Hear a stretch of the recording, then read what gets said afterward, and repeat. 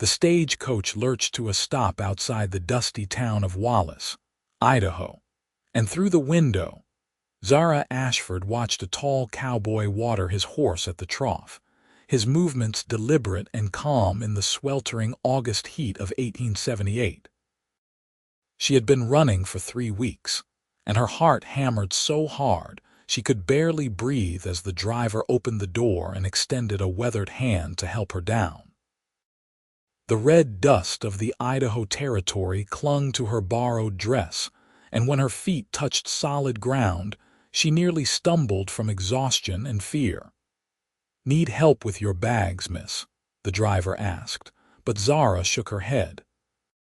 She carried only a small cloth satchel that held everything she owned now, everything she had managed to grab before fleeing her uncle's house in the dead of night. The town stretched before her like something from a fever dream. False-fronted buildings lined the main street, their paint peeling under the relentless sun. The Silver Pine Saloon stood on one corner, its doors swinging as miners stumbled out into the afternoon light. Across the way, a general store advertised supplies for prospectors heading into the mountains. Wallace was a mining town.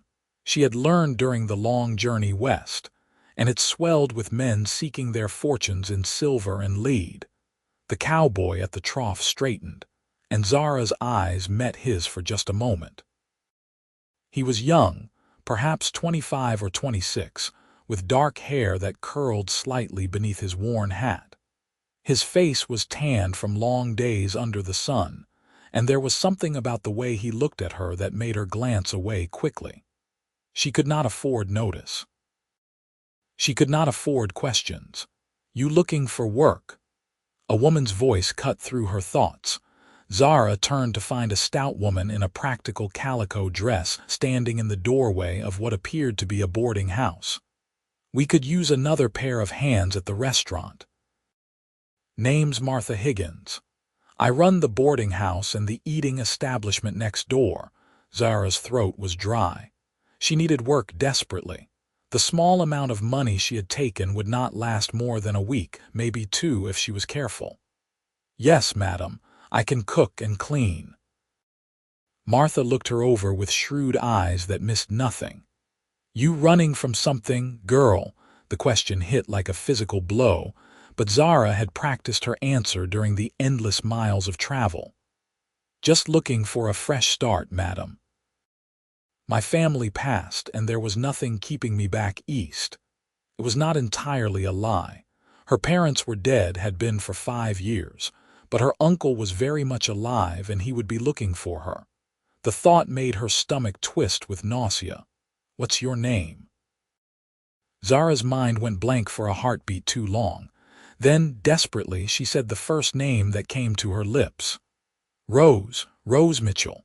Martha's eyes narrowed slightly, but she nodded. "Well, Rose Mitchell, you look about ready to collapse. Come inside, get some water and food in you, and we will talk about the work." As Zara followed Martha into the boarding house, she felt those eyes on her again. The cowboy was watching her, his expression thoughtful. She hurried inside, letting the door close behind her, and told herself she was safe here. Wallace was far enough from Philadelphia.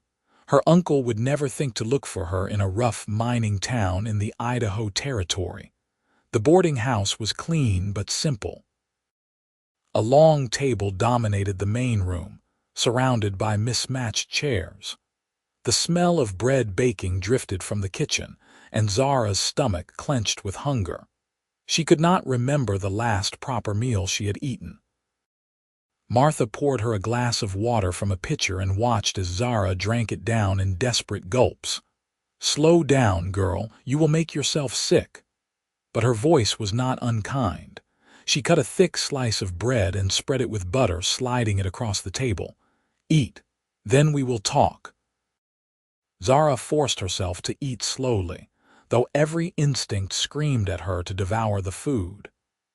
As she ate, Martha busied herself with preparations for the evening meal, moving around the kitchen with practiced efficiency. "The work is hard," Martha said without looking up from the potatoes she was peeling. "Breakfast starts at 5 in the morning for the miners. Lunch is at noon, dinner at 6. In between, there is cleaning, laundry, and whatever else needs doing. I can offer you room and board plus $3 a week. It is not much, but it is honest work. $3 a week. It was barely anything, but it was more than Zara had. "I will take it, madam. Thank you." Martha finally looked at her, and something in her expression softened. "You can have the small room at the back. It is not fancy, but it has a bed and a window. You start tomorrow morning." She paused. "And Rose, whatever you are running from, I hope you left it far behind." Zara nodded, not trusting herself to speak. Martha showed her to a tiny room that held a narrow bed, a washstand, and a small trunk for belongings. A faded quilt covered the bed, and the single window looked out onto the back alley.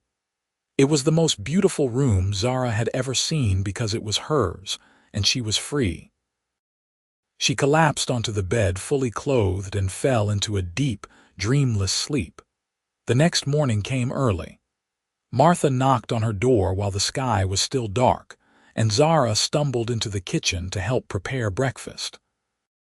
Her hands remembered the work from her childhood, before her parents died, before her uncle took control of her life and her inheritance. She mixed biscuit dough, fried bacon and eggs, and poured endless cups of strong coffee for the miners who tramped in covered in dust and exhaustion from the night shift. The work was backbreaking, but Zara welcomed it. It kept her mind occupied, kept her from jumping at every sound, every face that appeared in the doorway. She had been working for 3 days when the cowboy came in for breakfast. He sat at the end of the long table, his hat in his hands, and when Zara brought him coffee, he looked up at her with eyes the color of storm clouds. "Thank you, miss." His voice was deep and quiet, and something about it made her pause. "Breakfast will be ready shortly," she managed, then hurried back to the kitchen.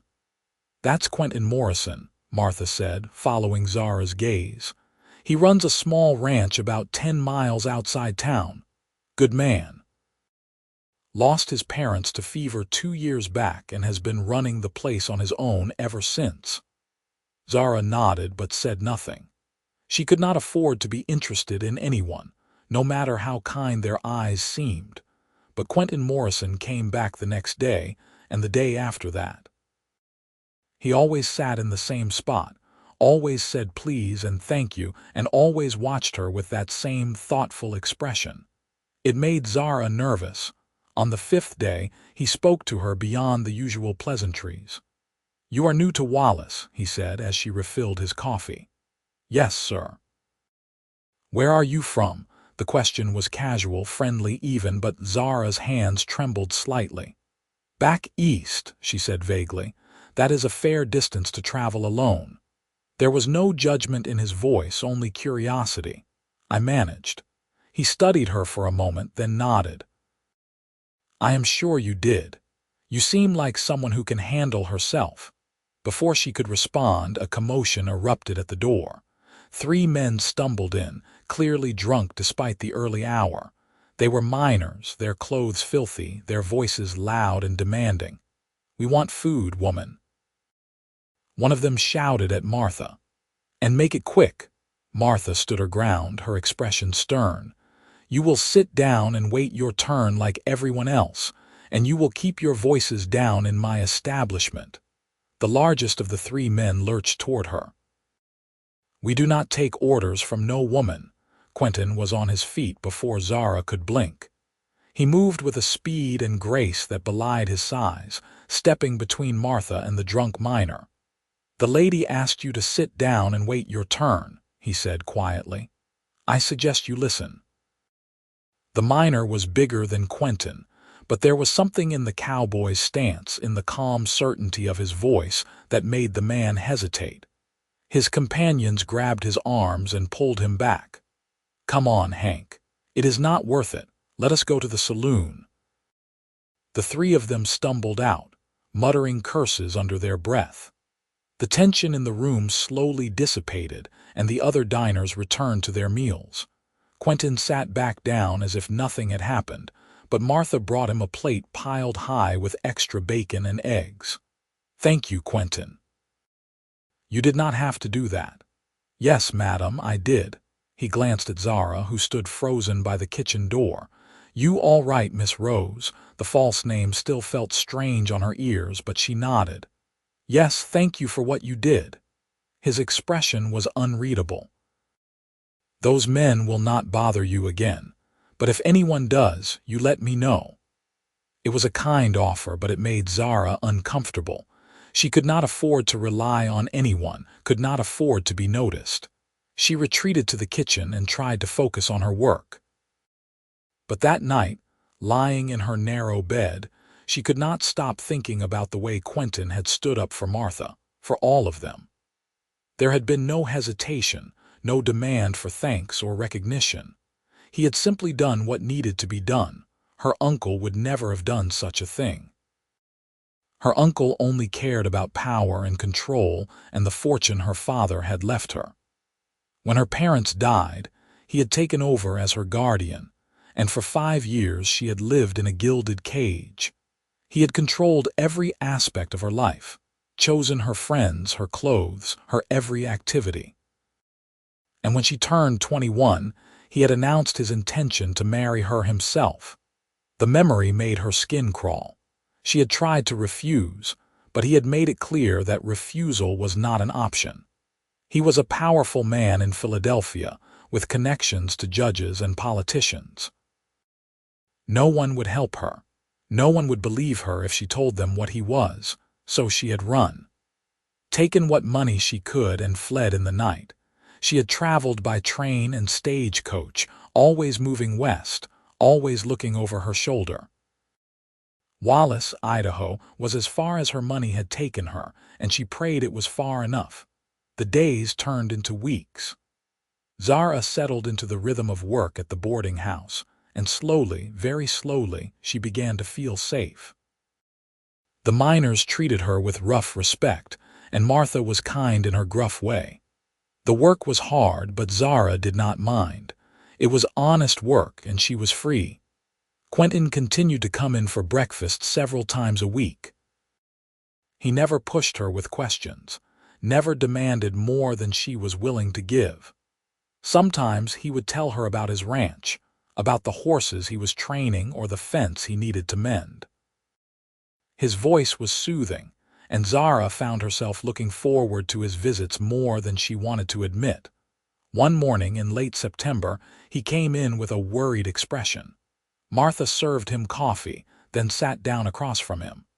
"What is troubling you, Quentin?" "I need help at the ranch," he said bluntly. "I have more horses than I can handle on my own, and I need someone who can cook and keep the place running while I am working the stock. I know it is a lot to ask, but I wondered if you might know anyone who would be interested." Martha glanced at Zara, who was kneading bread dough at the counter. "What about Rose?" Zara's hand stilled. "Madam, you are a good worker, girl, but I know $3 a week is not much. Quentin would pay better and you would have your own space. It is a good opportunity." Panic fluttered in Zara's chest. The boarding house felt safe because it was public, because there were always people around. Going to work at a ranch, alone with a man she barely knew, seemed dangerous in ways she could not articulate. "I could not possibly," she began, but Quentin interrupted her gently. "I understand if you are not interested, Miss Rose. It is isolated out there and the work is different from what you are doing here. But I promise you would be safe. You would have your own room in the main house, and I would pay you $8 a week plus room and board." $8 a week. It was more than twice what she was making now. With that kind of money, she could start saving, could build a real life for herself. But still, she hesitated. "I do not know anything about ranching." "I am not asking you to work the horses," Quentin said. "Just to manage the house, cook the meals, maybe help with the garden. The things you are already doing here, just in a different place. Martha leaned forward. Quentin Morrison is a good man, Rose. If he says you will be safe, you will be. And this is a good opportunity. You would be foolish to pass it up.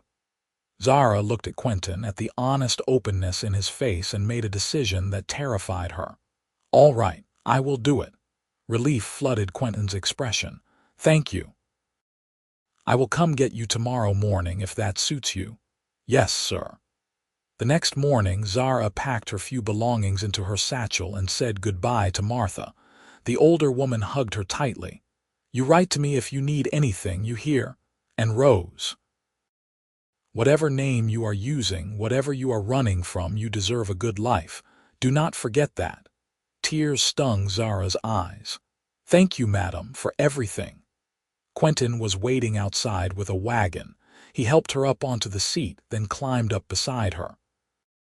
The morning was cool and clear, and as they drove out of Wallace, Zara felt the first stirrings of something that might have been hope. The ranch was beautiful. It sat in a valley surrounded by pine-covered hills, with a creek running through the property. The main house was small but well-built, with a wide porch and windows that let in the morning light. Behind it stood a barn and several corrals where horses grazed peacefully. It is not much, Quentin said as he helped her down from the wagon, but it is home. It is lovely, Zara said honestly. He showed her through the house. The main room held a stone fireplace, a sturdy table, and several comfortable chairs. The kitchen was small but well-equipped, and there were 2 bedrooms off the main room. You will have this one, Quentin said, opening the door to reveal a room twice the size of her space at the boarding house. It had a real bed with a thick mattress, a dresser, and a rocking chair by the window. I am in the other room, and if you need anything at all, you just knock on the door. Thank you, Zara whispered. Over the next few weeks, she settled into life on the ranch. The work was different from what she had done at the boarding house, but not harder. She cooked meals, tended the garden, kept the house clean, and sometimes sat on the porch in the evenings and watched Quentin work the horses. He was patient with the animals, gentle but firm, and they responded to him with trust. Zara found herself fascinated by the way he moved, the quiet confidence he exuded. He was nothing like the men she had known back east, nothing like her uncle with his cruel eyes and grasping hands. Quentin treated her with unfailing respect. He never asked prying questions, never pushed her to share more than she was comfortable with. Sometimes in the evenings, they would sit together on the porch and talk about safe things. The weather, the horses, the changing seasons. His presence was comforting in a way Zara had not expected. One evening in early October, as they sat watching the sun set behind the mountains, Quentin said quietly, "You know, Rose is not your real name, is it?" Zara's heart stopped.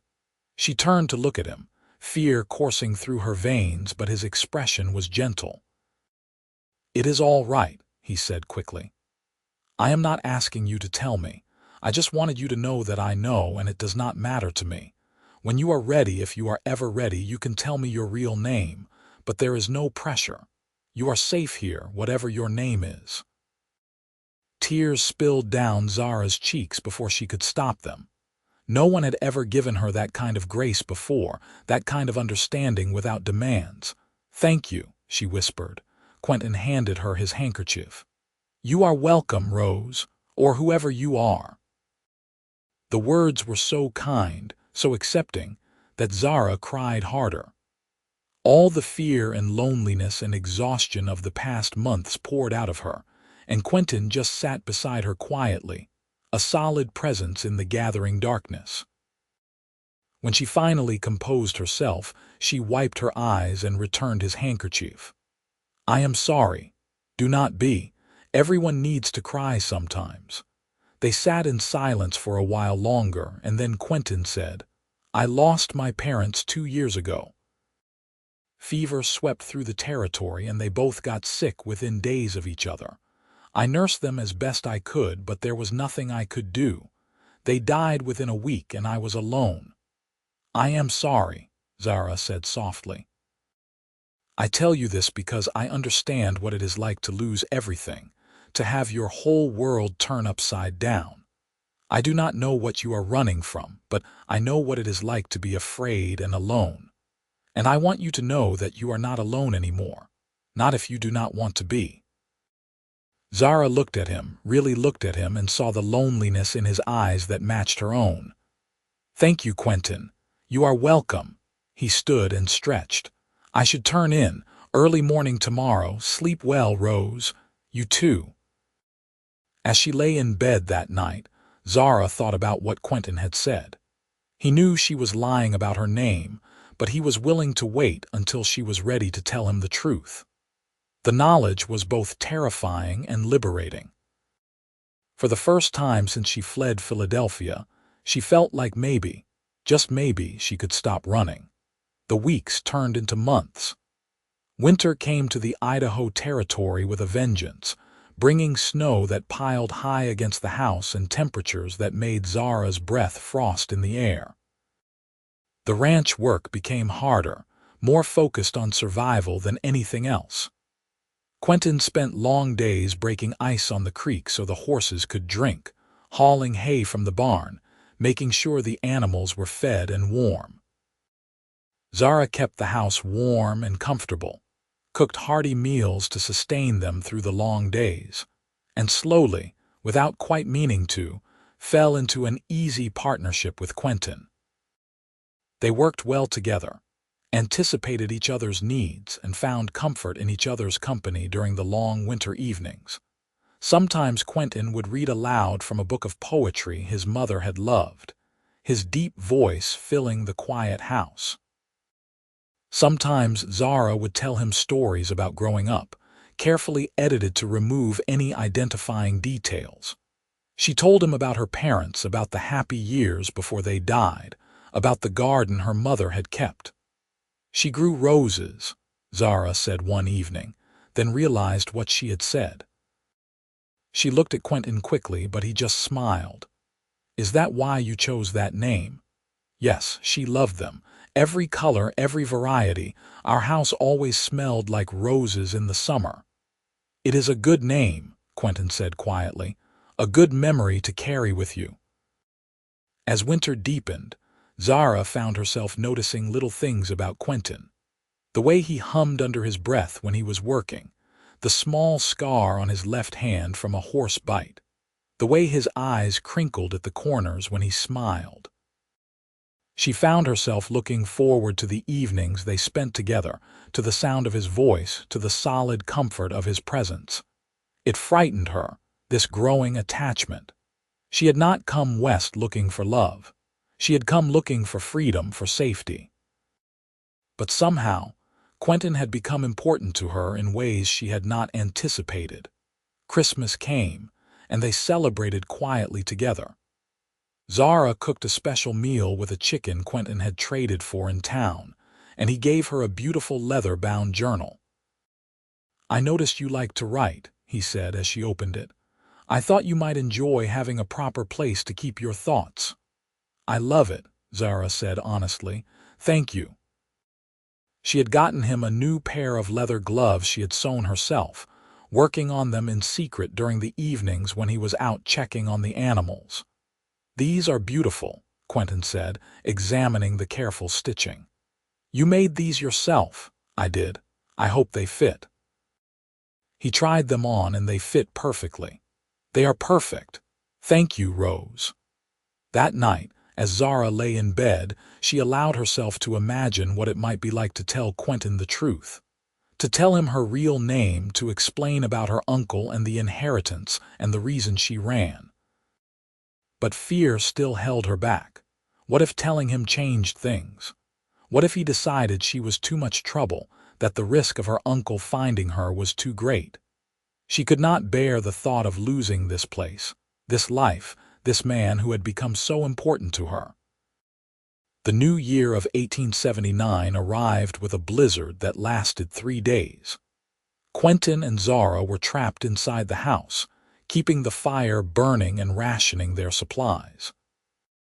On the second day, when the wind howled so loudly they could barely hear each other speak, Quentin pulled out a deck of cards and taught Zara to play poker. "Where did you learn this?" she asked, laughing as she lost another hand.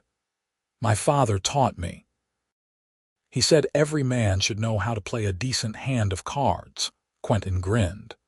"Though I think he would be amused to see me teaching a lady." "I am not much of a lady," Zara said without thinking. "I disagree. You are one of the finest ladies I have ever known." The sincerity in his voice made Zara's breath catch. She looked up from her cards to find him watching her with an expression she could not quite read. "Quentin, I am not trying to make you uncomfortable," he said quickly. "I just wanted you to know that I think very highly of you. Whatever brought you here, whatever you are running from, I am glad you came to Wallace. I am glad you are here." "I am glad too," Zara whispered. They played cards late into the night, and when Zara finally went to bed, her heart was racing for reasons that had nothing to do with fear. The blizzard passed, and life returned to normal, but something had shifted between them. Zara caught Quentin watching her sometimes with soft eyes, and she found herself doing the same. When their hands brushed accidentally while washing dishes or passing food at the table, the touch lingered longer than it needed to. In late January, a rider came to the ranch with news from town. There was a dance planned for Valentine's Day at the community hall, and everyone was invited. "Would you like to go?" Quentin asked after the rider left. "I understand if you would rather not. I know you prefer to keep to yourself, but it might be nice to get out, see other people." Zara's first instinct was to refuse. Public gatherings felt dangerous, exposed. But she had been on the ranch for months now, and no one from her past life had appeared. Maybe it was safe. Maybe she could allow herself this small pleasure. "I would like that," she said. Quentin's smile was radiant. "Good. I will make sure we get there and back safely." The days leading up to the dance were filled with a strange anticipation. Zara had nothing appropriate to wear, but Martha appeared at the ranch one afternoon with a dress she said had belonged to her daughter. "She has no use for it anymore, living in San Francisco as she is," Martha said, pressing the bundle into Zara's hands. "And I think it will fit you nicely.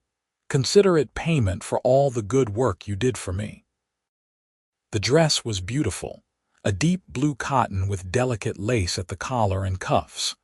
Zara tried it on in her room and was amazed at how well it fit. When she emerged to show Martha, the older woman's eyes grew misty. "You look beautiful, dear.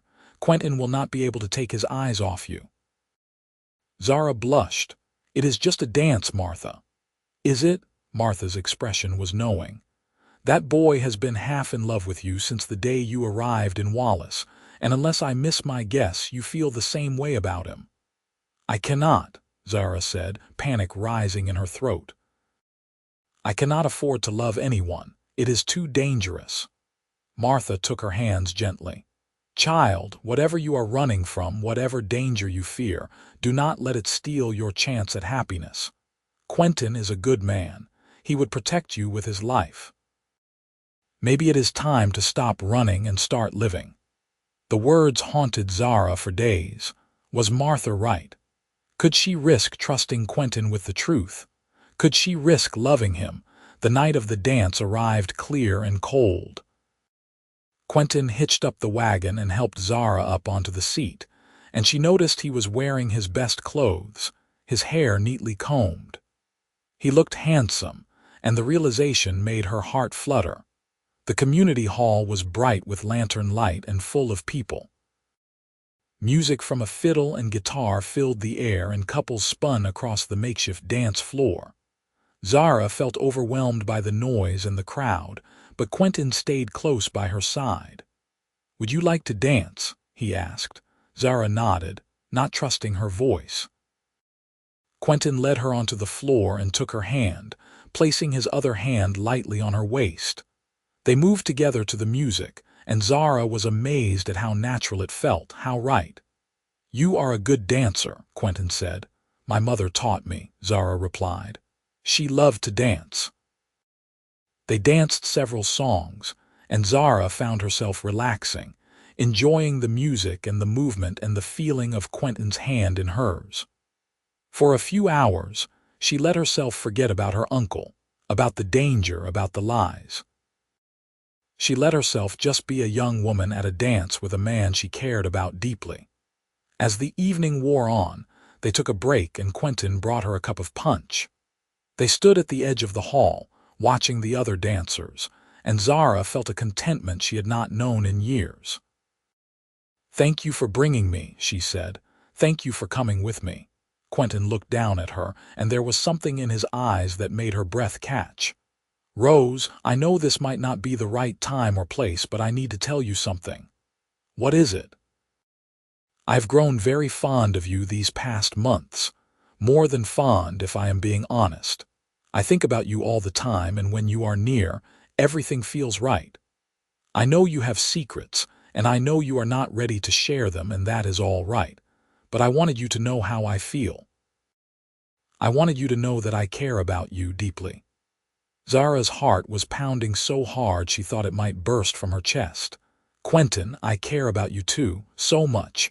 But there are things about me you do not know, things that might change how you feel." "I doubt that very much." He took her hand gently. "Whatever you are running from, whatever secrets you carry, they do not change who you are. And who you are is someone kind and brave and strong. Someone I admire more than I can say." Tears filled Zara's eyes. "I want to tell you everything, I do, but I am so afraid." "Of what?" "Of losing this. Of losing you." Quentin squeezed her hand. "You would not lose me, I promise you that." Before Zara could respond, a commotion erupted near the entrance to the hall. People were shouting and the music stopped abruptly. Zara turned to see what was happening and froze.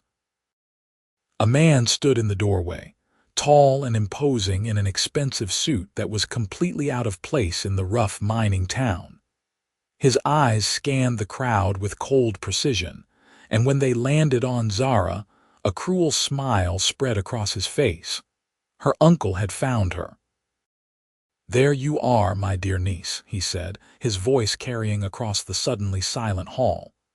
"I have been looking everywhere for you." Terror flooded Zara's body. She took a step back, and Quentin immediately moved in front of her, shielding her with his body. "Who are you?" Quentin asked, his voice hard. "I am Marcus Aldridge, this young woman's legal guardian and her betrothed. She ran away from Philadelphia several months ago, and I have been searching for her ever since." He fixed Zara with a cold stare. "It is time to come home, Zara." Hearing her real name spoken aloud felt like a physical blow. Around them, people whispered and stared. Zara felt the walls closing in, felt the freedom she had found slipping away. "I am not going anywhere with you," she said, her voice shaking but determined. "I am 21 years old. You are no longer my guardian, and I will never marry you." Marcus's smile turned cruel. "You think you have a choice. I control your inheritance, everything your father left you. Without me, you have nothing. I do not care about the money. I would rather have nothing and be free than have everything and be your prisoner." "You heard the lady," Quentin said quietly. "She is not going with you. I suggest you leave." Marcus laughed. "And who are you? Some cowboy she has been living with in sin. Step aside, boy. This does not concern you."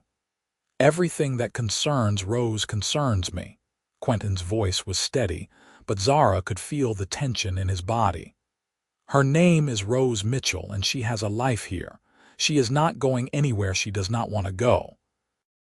Her name is Zara Ashford, and she is coming with me whether she wants to or not. I have legal documents proving my claim." Marcus pulled papers from his coat pocket. "Now move aside, or I will have the sheriff remove you." Zara's mind raced. She had known this moment might come, had feared it every day since leaving Philadelphia. But she had not expected it to happen here, in front of all these people, with Quentin standing between her and the man who had made her life a nightmare. "Quentin," she whispered, "you should step aside. He has powerful connections. He can make trouble for you." "I do not care." Quentin did not move. "You are not going with him." The sheriff, an older man with a graying beard, pushed through the crowd. "What is going on here?" Marcus immediately turned on the charm, his expression shifting to one of concern and relief. "Sheriff, thank God. This young woman is my niece. She ran away from home several months ago, and I have been frantic with worry. I have legal documents here proving that I am her guardian and that we are engaged to be married. I need your help bringing her home safely."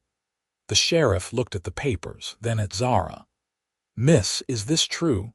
Is this man your uncle?" Zara wanted to lie, wanted to deny everything, but she was so tired of running, so tired of hiding. "Yes, he is my uncle, but I am 21 years old and he is no longer my legal guardian, and I never agreed to marry him. He tried to force me, and that is why I ran." "She is confused," Marcus said smoothly. "She has always been a headstrong girl, prone to flights of fancy. Our engagement was properly arranged, and she simply got cold feet. It is understandable, but she needs to come home now where she belongs." "I am not confused," Zara's voice rose. "He is lying. He controlled every aspect of my life after my parents died. He chose my clothes, my friends, everything. And when I turned 21, he announced his intention to marry me so he could keep control of my inheritance. I refused, and he made it clear that refusal was not an option. So I ran." The sheriff looked between them, clearly uncertain. "Mr. Aldridge, do you have documentation of this engagement?" "Of course." Marcus produced more papers. "Signed by both of us, witnessed and notarized." "I never signed anything." Zara protested, but even as she said it, she remembered the dozens of documents her uncle had made her sign over the years, papers he said were related to her inheritance and her parents' estate. Had one of them been a marriage contract? Had she signed away her freedom without even knowing it? "This is getting complicated," the sheriff said. "Mr. Aldridge, I cannot just hand this young lady over to you based on some papers. If what she says is true, she has the right to refuse marriage." "She signed a contract," Marcus insisted. "A legal, binding contract." "Contracts signed under duress are not valid," a new voice said. Martha pushed through the crowd, her expression fierce.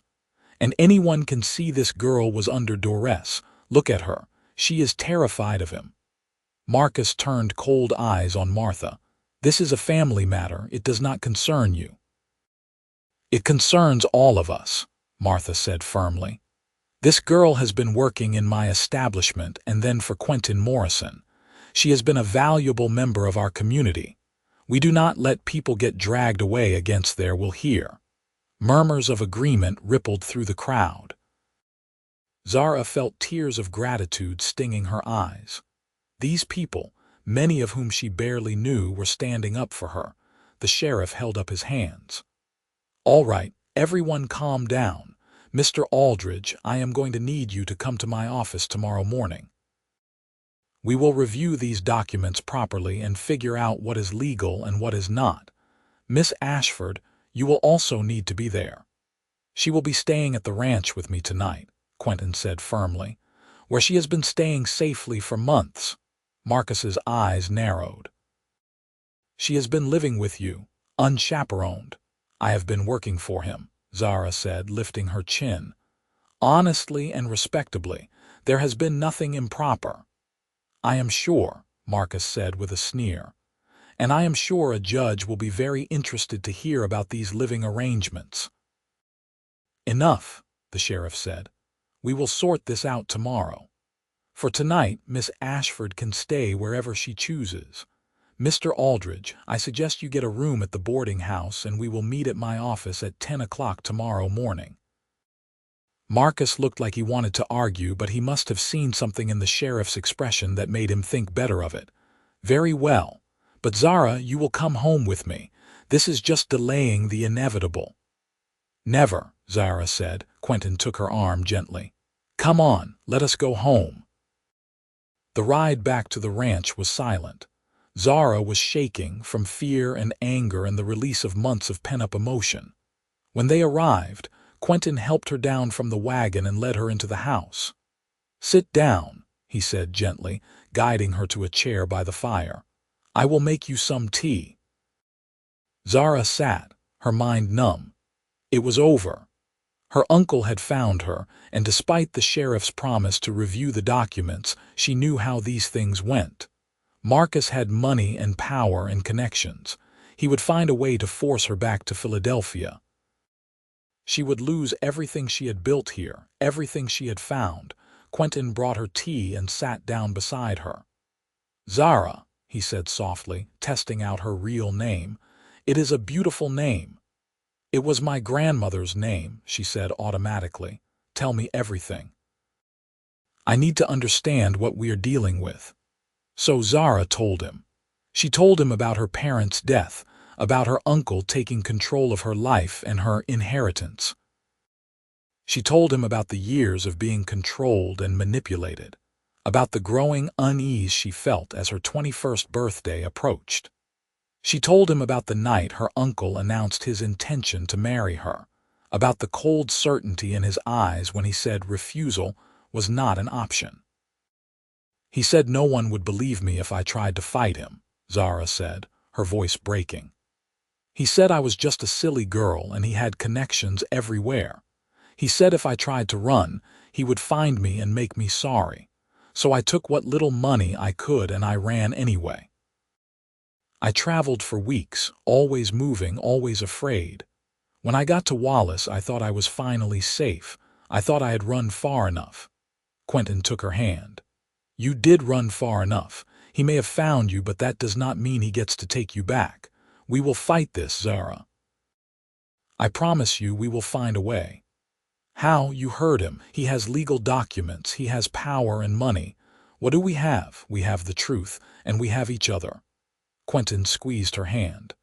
Zara, I meant what I said earlier tonight. I care about you deeply. I think I have been falling in love with you since the day you arrived in Wallace, looking so scared and brave all at once. I am not going to let him take you away. I will do whatever it takes to keep you safe. I love you too, Zara whispered.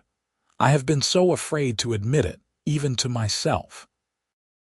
But I do. I love you, Quentin. He pulled her into his arms, holding her close, and Zara let herself take comfort in his strength. We will figure this out, he murmured into her hair. I promise you we will find a way. That night, Zara barely slept. She lay in her bed and thought about all the possibilities, all the ways this could go wrong. Her uncle was ruthless and determined. He would not give up easily. And if he managed to force her back to Philadelphia, she did not know if she would have the strength to run again. The next morning, she and Quentin rode into Wallace together. The sheriff's office was small and crowded, with Marcus already there, looking smug and confident. His lawyer, a sharp-faced man in an expensive suit, stood beside him.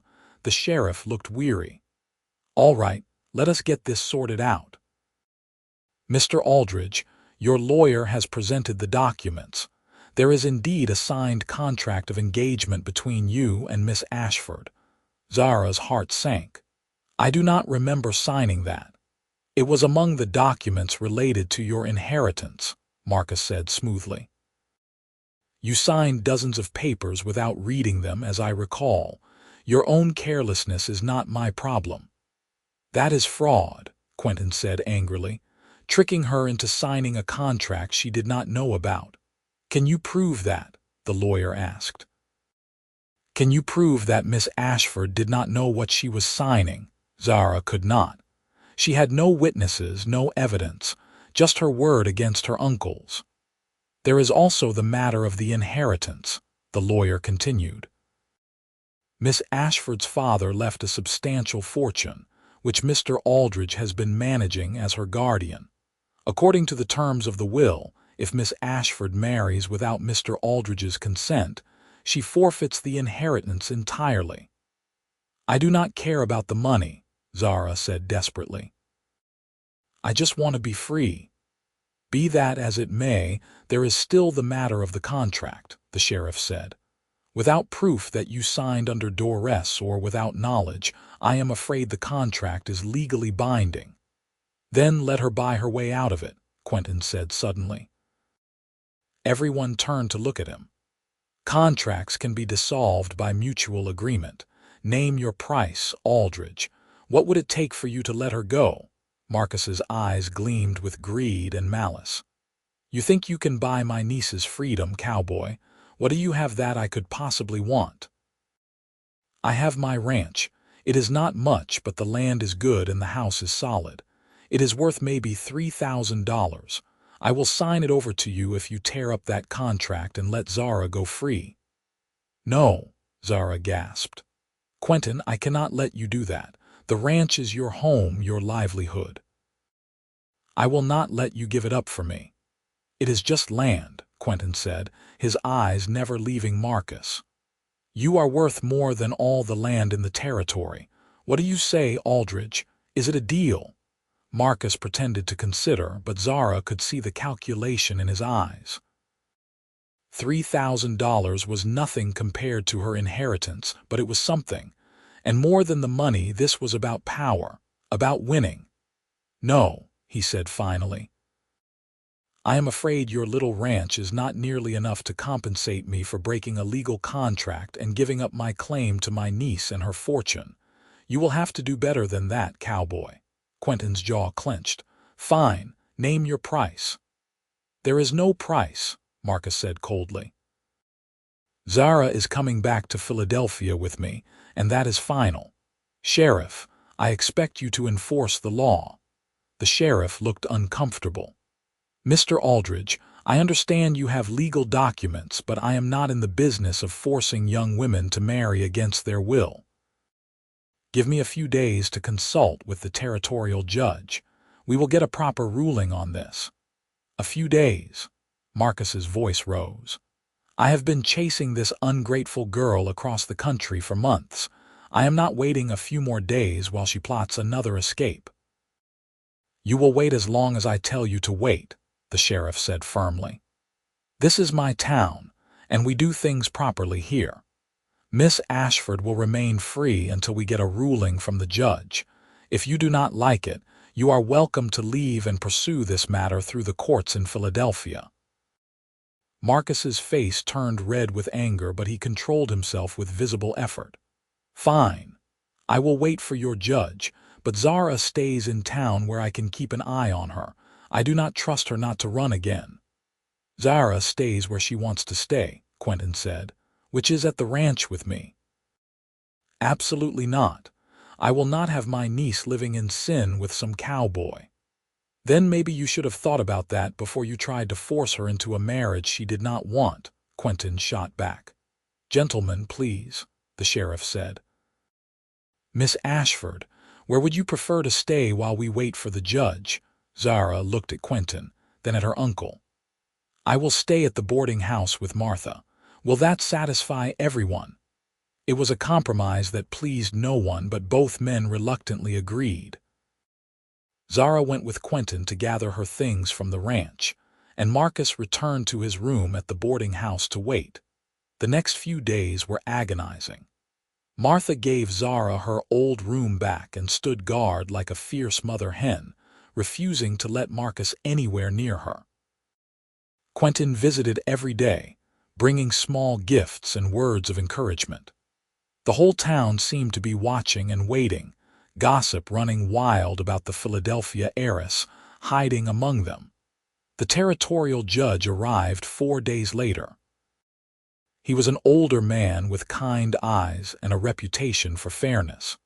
He reviewed the documents, interviewed both Zara and Marcus separately, and spent long hours in consultation with the sheriff and several local attorneys. On the 5th day, he called everyone back to the sheriff's office for his ruling. I have reviewed all the evidence and testimony, the judge said, and I have come to the following conclusions. First, the engagement contract is indeed legally binding. Miss Ashford's signature is genuine, and while she claims she did not know what she was signing, there is no concrete evidence to support that claim. Zara's heart plummeted. Beside her, Quentin tensed. However, the judge continued, I also find that forcing Miss Ashford to honor this contract against her clearly stated wishes would be a miscarriage of justice. She is 21 years old, of sound mind, and has the right to choose her own husband. Therefore, I am ruling that while the contract is technically valid, it cannot be enforced. Miss Ashford is free to break the engagement without penalty. Relief flooded through Zara so suddenly she nearly collapsed.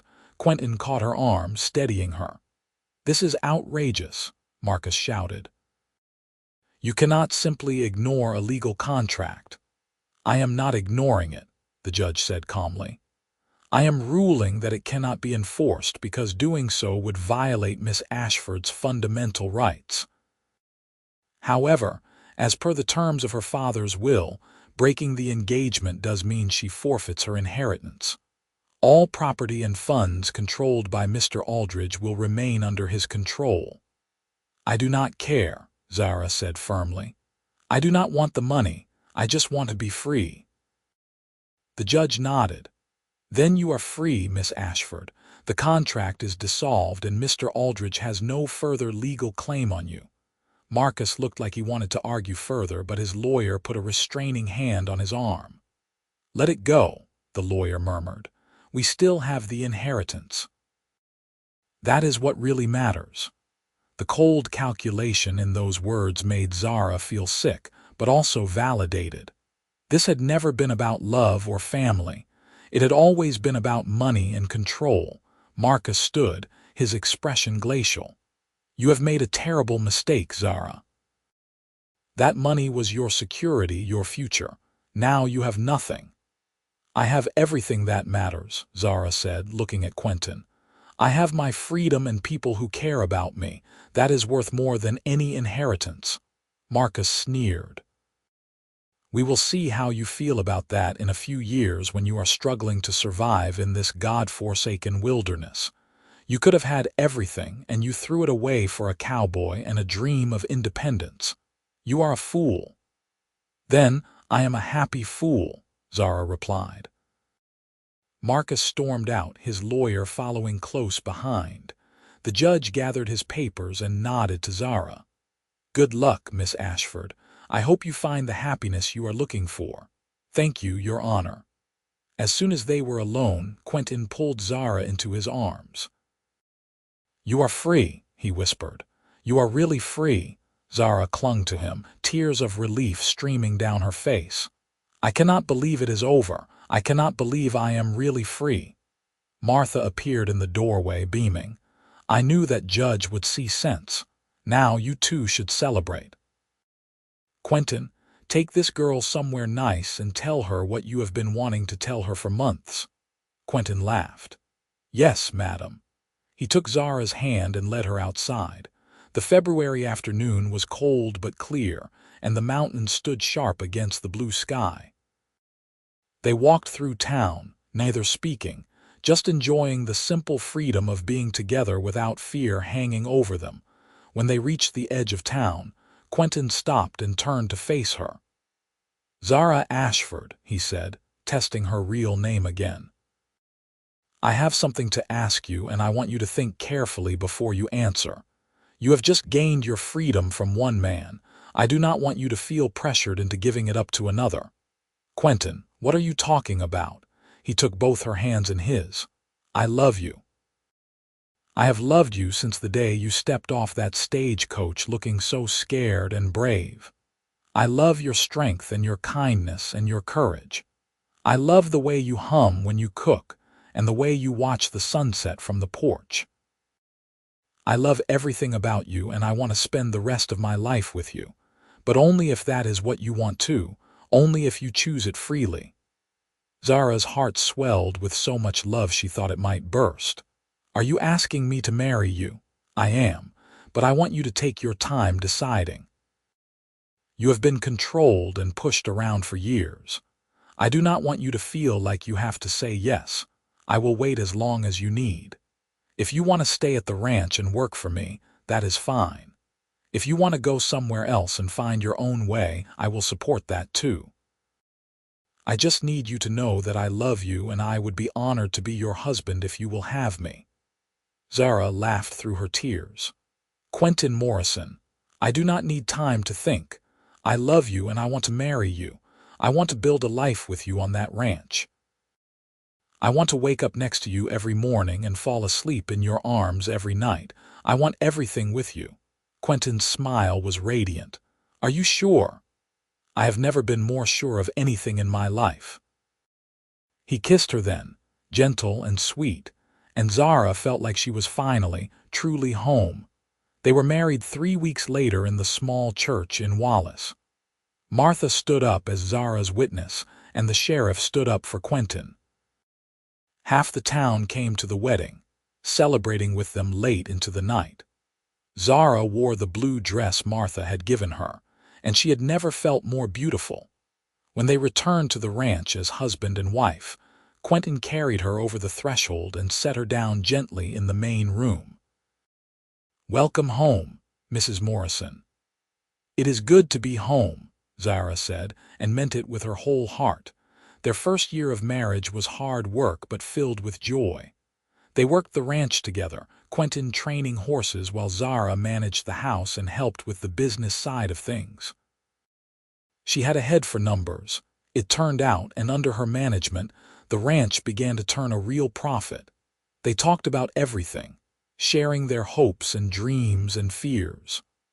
Zara told Quentin about her childhood, about her parents and the happy years before they died. Quentin told her about growing up on the ranch, about the dreams he had for expanding the operation. Sometimes at night, lying in Quentin's arms, Zara thought about the inheritance she had given up. It had been worth millions, enough money to live in luxury for the rest of her life. But she did not regret her choice. Money could not buy the freedom she felt waking up each morning next to the man she loved. It could not buy the satisfaction of working hard and building something with her own hands. It could not buy the simple joy of sitting on the porch at sunset, Quentin's hand in hers, watching the horses graze in the valley below. In the spring of 1880, Zara discovered she was pregnant. She told Quentin one evening after dinner, her heart racing with excitement and nervousness. "We are going to have a baby," she said, watching his face carefully. Quentin's expression went from surprise to pure joy in the space of a heartbeat. He pulled her into his arms and held her close. "A baby. We are going to be parents. Are you happy?" "Happy, Zara. I am beyond happy. I am the luckiest man alive." Their son was born in late November, a healthy baby boy with his father's dark hair and his mother's blue eyes. They named him Thomas, after Quentin's father, and he brought a new dimension of love and joy into their lives. Watching Quentin with their son, so gentle and patient and loving, Zara felt her heart swell with gratitude. This was what family was supposed to be. Not control and manipulation, but love and support and freedom. 2 years later, they had a daughter. Catherine arrived on a crisp October morning, squalling and perfect. Thomas, now a toddler, was fascinated by his baby sister and appointed himself her protector. Life on the ranch was busy and full. The horse operation grew, and they hired on a couple of ranch hands to help with the work. Zara managed the finances and kept the house running, while Quentin trained horses that were sought after across the territory. Sometimes travelers would stop at the ranch, seeking directions or a place to rest. Zara always welcomed them, offering food and water and a kind word. She remembered what it felt like to be running, to be desperate and alone, and she never turned anyone away. One summer afternoon, In 1885, a well-dressed lawyer appeared at the ranch. Zara's first instinct was fear, memories of her uncle flooding back, but Quentin was by her side immediately, his hand on her shoulder. "Can I help you?" Quentin asked. The lawyer introduced himself and explained that he had been searching for Zara for some time. "I represent the estate of Marcus Aldridge," he said. "He passed away 6 months ago." Zara felt no grief at the news, only a strange sense of closure. "I see. He left a will," the lawyer continued, "and you are named in it." "I want nothing from him," Zara said immediately. "Perhaps you should hear what I have to say first." The lawyer opened his briefcase and pulled out a thick document. Mr. Aldridge's conscience apparently troubled him in his final years. "His will stipulates that your father's entire estate, which he had been controlling, is to be returned to you. That includes all property, investments, and accumulated interest. It amounts to approximately $3 million. Zara's knees went weak. $3 million. "Yes, madam." "He also left a letter for you." The lawyer handed her a sealed envelope. With shaking hands, Zara opened it. The letter was short and written in her uncle's familiar handwriting. "Zara, I know I do not deserve your forgiveness and I am not asking for it. But I want you to know that I realized, too late, that what I did to you was wrong. You were right to run, right to choose your own path. Your father would have been proud of the woman you became and ashamed of the man I was. I hope this money can bring you some measure of happiness. It was always yours by right. Marcus." Zara read the letter twice, trying to process the words. Her uncle had regretted his actions. It did not undo the harm he had caused, did not erase the years of fear and control, but it was something. "What do you want to do?" Quentin asked softly. Zara thought about it. $3 million was an unimaginable amount of money. It could change their lives completely. They could build a grand house, buy more land, travel the world. But as she looked around at the ranch, at the home they had built together, at Thomas and Catherine playing in the yard, she realized she did not want any of those things. She had everything she needed right here. "I want to use some of it to expand the ranch," she said slowly. "And I want to set up trust funds for Thomas and Catherine, so they will always have security. But most of it, I want to use to help other people." "What do you mean?" the lawyer asked. "I want to establish a fund to help women who are trying to escape bad situations. Women like I was, who need money for travel, for legal help, for a fresh start. I want to make sure no woman has to stay trapped the way I was because she does not have the resources to run." Quentin's eyes shone with pride. "That is a wonderful idea." Over the next few months, Zara worked with lawyers and bankers to set up the Ashford Freedom Fund. It provided financial assistance to women fleeing dangerous or controlling situations, helping them start new lives on their own terms. Word spread, and women from across the country began to apply for help. Zara personally reviewed each application, remembering what it felt like to be desperate and afraid.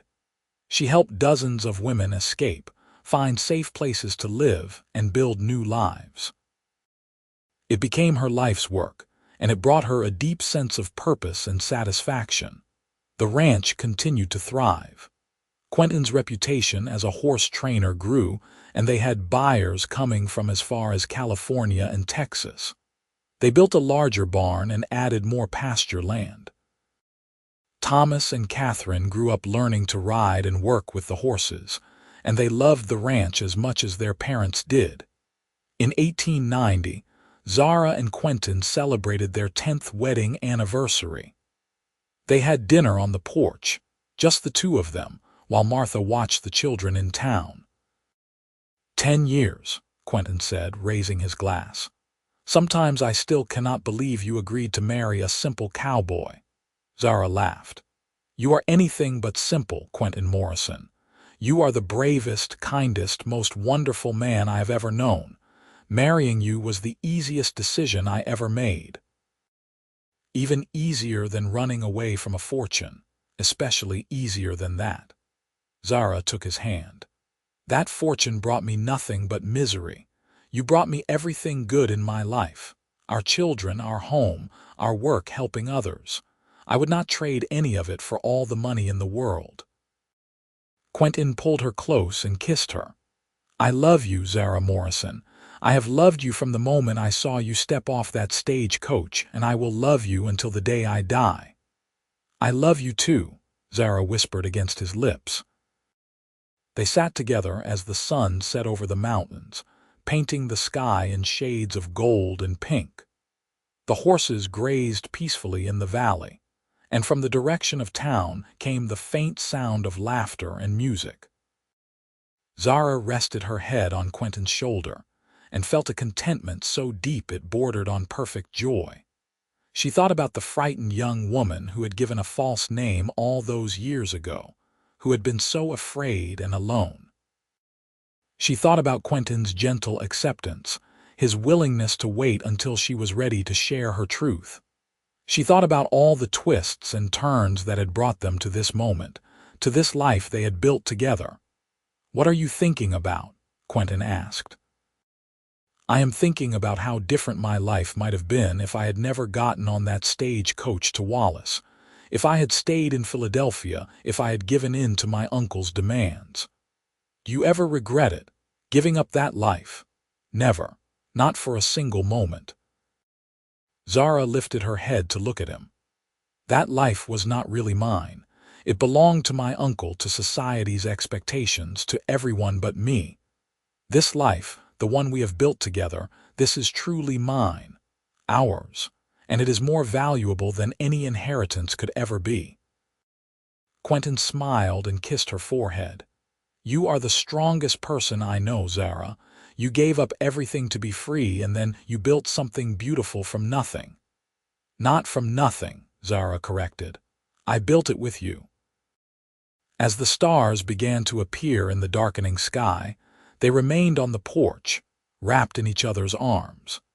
The night was peaceful and quiet, broken only by the occasional whinny from the horses and the rustle of wind through the pine trees.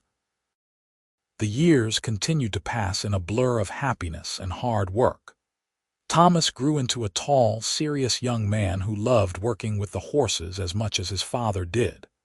Catherine was spirited and independent, with a gift for numbers that made her invaluable in managing the ranch's finances. In 1895, Thomas married a sweet-natured girl from town named Anna, and they settled in a house Quentin and Zara built for them on the ranch property. A year later, they made Zara and Quentin grandparents with the birth of a baby girl they named Margaret. Holding her granddaughter for the first time, Zara was overwhelmed with emotion. This tiny, perfect child was the future, a future that would never have existed if Zara had not found the courage to run all those years ago. "She is beautiful," Quentin said, looking over Zara's shoulder at the sleeping baby. "She is perfect." Zara gently touched Margaret's soft cheek. "I wish my parents could see her, could see all of this." "I think they can," Quentin said softly, "and I think they are very proud of you." Catherine showed no interest in settling down, much to her parents' amusement. She threw herself into managing the Ashford Freedom Fund, traveling to different cities to set up branch offices and interview applicants. She had her mother's fierce determination and her father's kind heart, and she helped hundreds of women find their way to safety and freedom. In 1898, Zara received a letter that surprised her. It was from a woman in Philadelphia who identified herself as her mother's cousin. The cousin explained that she had been searching for Zara for years, ever since hearing rumors that Marcus Aldridge had driven his niece away. "I wanted you to know that your mother's family never forgot about you," the letter said. "We tried to maintain contact after your parents died, but Marcus cut us off completely. We should have fought harder for you, and I am sorry we did not.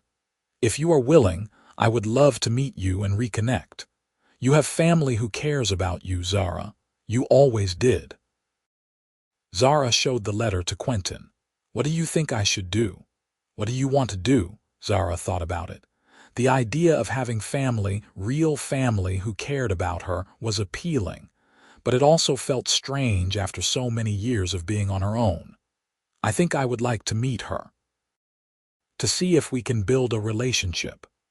Then we will invite her to visit," Quentin said simply. The cousin, whose name was Alina, arrived that summer. She was a pleasant woman in her 50s, and she wept when she first saw Zara. "You look so much like your mother," she said, embracing her. "I am so sorry for what you went through. If I had known what Marcus was doing, I would have come for you." "It is in the past now," Zara said. "I found my way to a good life."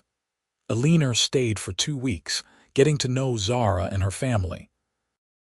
She was charmed by Quentin and the children, and she was amazed by the ranch and the work Zara was doing with the Freedom Fund. "Your mother would be so proud," Alina said on her last night there. "You took a terrible situation and turned it into something beautiful. You are helping so many people." "I had help," Zara said, smiling at Quentin. "I could not have done any of it alone." Alina's visit opened the door to reconnecting with her mother's side of the family. Zara exchanged regular letters with several cousins, and she felt a connection to her parents that she had thought lost forever. It did not erase the pain of the past, but it added something warm and good to her present. As the new century approached, Zara and Quentin found themselves looking back on the life they had built with deep satisfaction. The ranch was prosperous.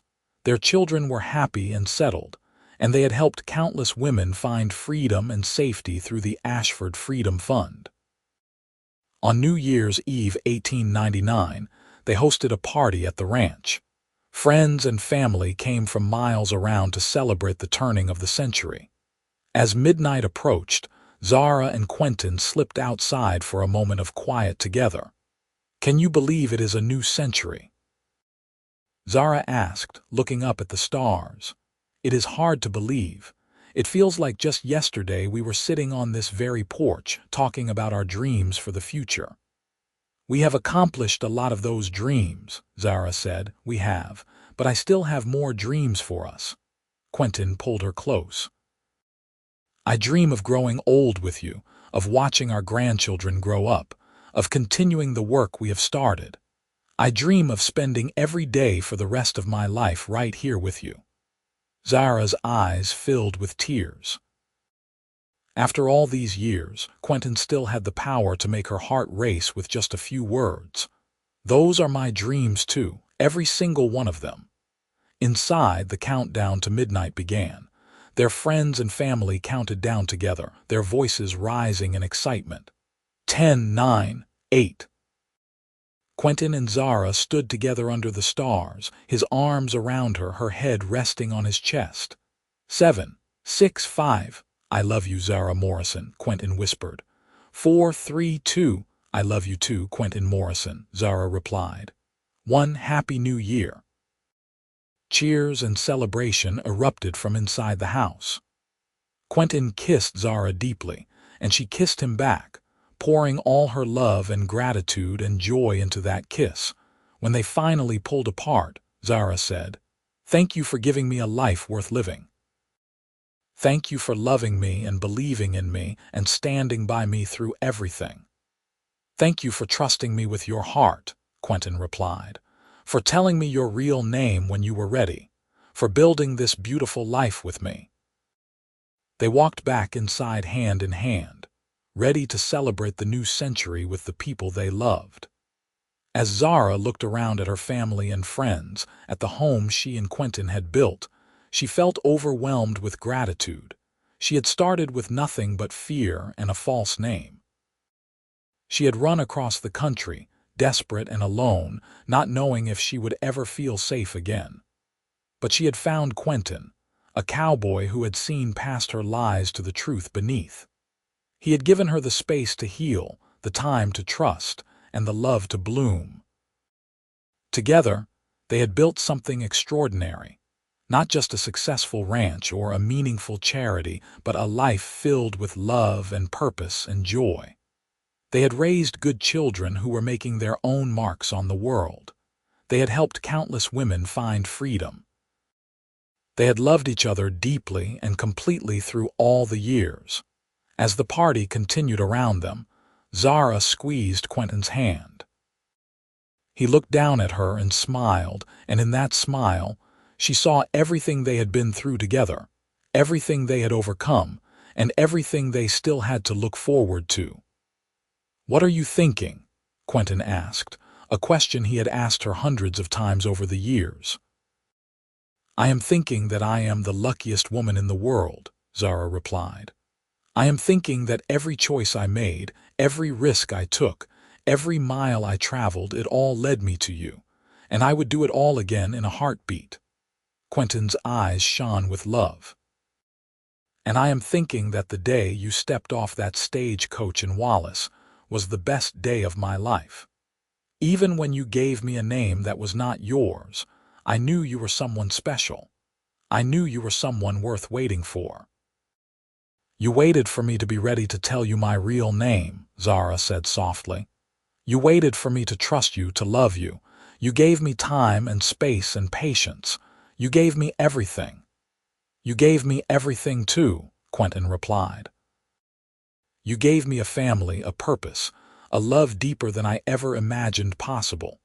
You are my heart, Zara. You always have been." They kissed again, and around them their family cheered. Thomas and Anna smiled at each other, their own love story still new and shining. Catherine laughed with her friends, fierce and independent and free. Martha raised a glass in their direction, her eyes misty with happy tears. The years continued their steady march. Zara and Quentin aged gracefully together, their love deepening with each passing season. More grandchildren arrived, filling the ranch with laughter and chaos. The Ashford Freedom Fund continued to grow, helping more and more women each year. In 1910, on their 30th wedding anniversary, Quentin and Zara returned to Wallace. The town had grown and changed, but the boarding house where they had first met was still there, now run by Martha's daughter. They walked the streets together, remembering those early days. "I was so scared," Zara said as they stood in front of the building that had once housed the restaurant where she worked. "I thought your uncle would find me any day. I thought I would never be safe." "But you kept going," Quentin said. "You kept working, kept trying to build a life." "That took real courage." "I had help," Zara said, leaning into him. "I had you." They visited the church where they were married, sitting together in the quiet sanctuary. The wood pews were worn smooth from decades of use, and the afternoon light streamed through the simple windows. "Do you remember what you said in your vows?" Quentin asked. "Every word," Zara replied. "I promised to love you, honor you, and stand by you all the days of my life, and I have kept that promise." "As have I," Quentin said, "and I will keep on keeping it for as long as I live." They sat in comfortable silence for a while, each lost in their own memories. Finally, Zara said, "When I gave you that false name, when I said my name was Rose Mitchell, I never imagined we would end up here. Married for 30 years, with children and grandchildren, with a life so full and rich I can hardly believe it is real sometimes." "It is real," Quentin assured her. "Every moment of it. And it started the day I met you and you gave me a name that was not yours. I told you then that you could tell me the real one when you were ready. Do you remember?" "I remember," Zara said softly. "It was the kindest thing anyone had ever said to me. You gave me permission to have secrets, to take my time, to trust you at my own pace. That was the moment I started falling in love with you." "I started falling in love with you the moment I saw you," Quentin admitted. "You looked so lost and so brave at the same time. I wanted to protect you, to help you, but more than that, I wanted to know you." The real you, not the pretend version you showed the world. And you did get to know me, Zara said, better than anyone else ever has. You know all my secrets, all my fears, all my dreams. You know me completely. And I love you completely, Quentin replied. Every part of you, from the scared young woman who gave me a false name to the strong, amazing woman sitting beside me now. As they walked back to their hotel that evening, Zara reflected on how much had changed since that day in 1878 when she arrived in Wallace with nothing but fear and a small satchel of belongings. She had been running from her past, terrified of the future, with no idea what would happen next. But she had found Quentin, and he had changed everything. He had given her safety and love and the freedom to become who she was meant to be. Together, they had built a life beyond anything she could have imagined. The ranch, the Freedom Fund, their children and grandchildren, all of it stemmed from that moment when Quentin had looked at her and said, "Tell me the real one when you are ready." He had given her the gift of time and trust, and she had given him her heart in return. Now, 30 years later, they were still together, still in love, still building and dreaming and growing. Their hair had gray in it now, and their bodies moved a little slower than they once did, but their love was as strong as ever. That night, as they lay in bed in the hotel room, Zara said, "Thank you for the best 30 years of my life." "Thank you for saying yes when I asked you to marry me," Quentin replied. "Thank you for choosing me, for trusting me, for loving me." "I will always choose you," Zara promised. "In this life and whatever comes after, I will always choose you." They fell asleep wrapped in each other's arms, and Zara dreamed of the future. She dreamed of more years on the ranch, more time with Quentin, more grandchildren to love and spoil. She dreamed of continuing the work with the Freedom Fund, of helping more women find the freedom she had found. But most of all, she dreamed of love. The steady, enduring, transformative love she had found with Quentin Morrison, the cowboy who had seen past her lies to the truth beneath, who had waited patiently for her to be ready to share her real name, and who had loved her completely and unconditionally ever since. When Zara woke the next morning, Quentin was already up, standing by the window and looking out at the town. She joined him, slipping her arm around his waist. "What are you thinking about?" she asked. "I am thinking about how grateful I am," Quentin said. "For this town, for the life we built here for you. All of it started right here in Wallace, and I would not change a single thing." "Neither would I," Zara agreed. They spent one more day in Wallace, visiting old friends and familiar places before returning to the ranch. As they drove up the familiar road and saw their home nestled in the valley, Zara felt a surge of pure happiness. This was where she belonged, not in Philadelphia among the society folk and their empty politeness, not in a mansion filled with servants and expensive things, but here on this ranch in Idaho, with the man she loved and the life they had built together. The years continued to be good to them. They celebrated their 40th anniversary, then their 50th. Children became parents, grandchildren became adults and started families of their own. The ranch passed to Thomas, who ran it with the same dedication his father had shown. Catherine took over the Freedom Fund, expanding it to help even more women.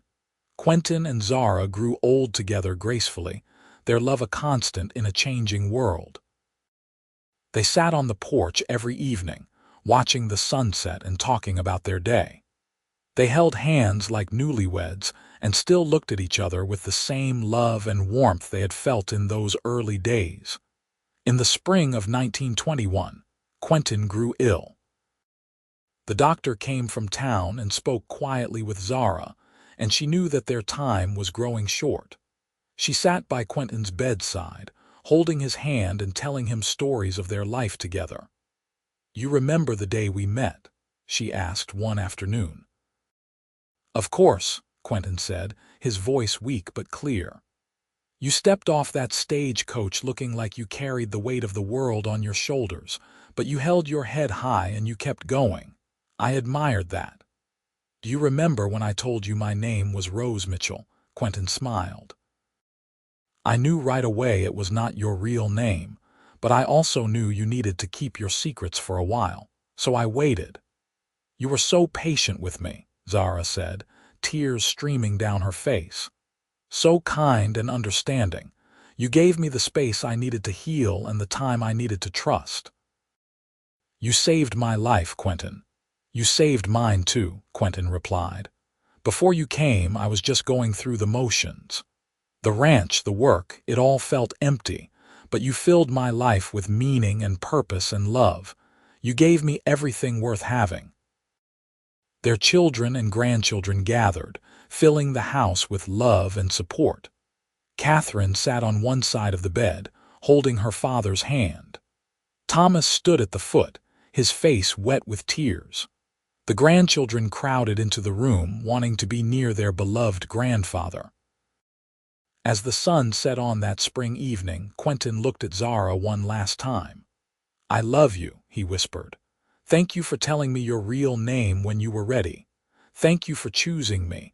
Thank you for a lifetime of love. I love you too, Zara said, her voice breaking. Thank you for waiting for me. Thank you for loving me. Thank you for everything. Quentin closed his eyes, and with his family surrounding him and his beloved wife holding his hand, he passed peacefully from this world. Zara grieved deeply, but she took comfort in knowing that they had truly lived, that they had loved each other completely, and that their life together had meant something. The ranch continued to thrive under Thomas's management. The Freedom Fund, now run by Catherine, helped thousands of women each year.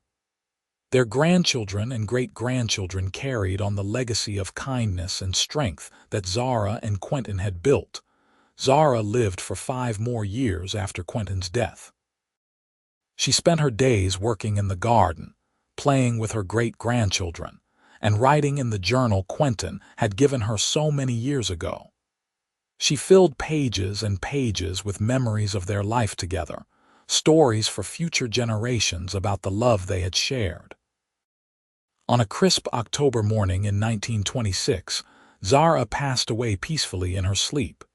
She was buried next to Quentin on a hill overlooking the ranch, beneath a simple stone that read, Zara Morrison, beloved wife, mother, grandmother, and friend. She gave a name that was not hers and found love that was real. The ranch continued for generations, passed down through the family Zara and Quentin had created.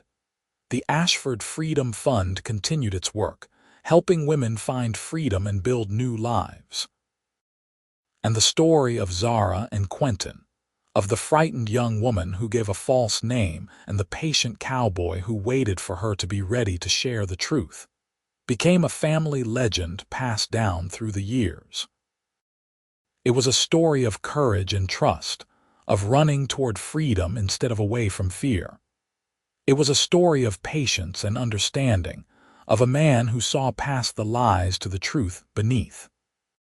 But most of all, it was a story of love, the kind of deep, enduring, transformative love that changes everything. Zara had started with nothing but a false name and a desperate hope for freedom. She had found Quentin, who gave her the gift of time and trust. Together, they built a life of meaning and purpose, filled with love and family and work that mattered. They helped hundreds of women find their own freedom, raised children who carried on their values, and loved each other completely until the very end. In the end, the inheritance Zara had given up meant nothing compared to the riches she had found. The fortune her uncle had dangled before her could never have bought the life she built with Quentin. Money could not purchase the love they shared, the family they created, or the legacy they left behind. She had given him a name that was not hers, and he had said to tell him the real one when she was ready. That simple act of grace, that willingness to wait and accept her at her own pace, had opened the door to everything good in her life. It had allowed her to heal, to trust, and eventually to love with her whole heart.